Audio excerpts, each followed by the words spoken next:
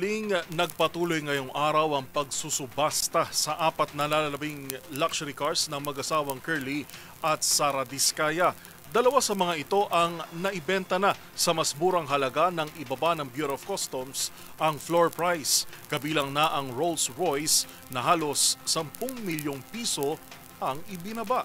Tinutukan yan ni Boy Gonzales. Ikinasa ng Bureau of Customs ang ikalawang public auction bidding para sa natitirang luxury cars na mag-asawang Curly at Sara Diskaya.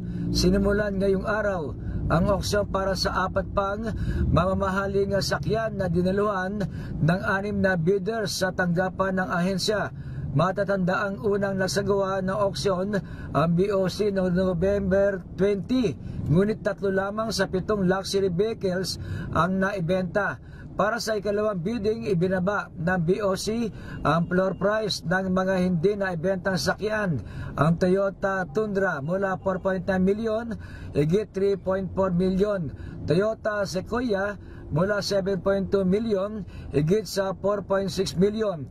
Bentley Bentayga mula sa 17.3 milyon, higit 13.8 milyon. Rolls-Royce mula 45.3 milyon, higit 36.2 milyon.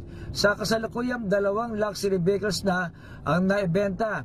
Sequoia 2023 kay Jose Maria Esteban III sa halagang 6 milyon.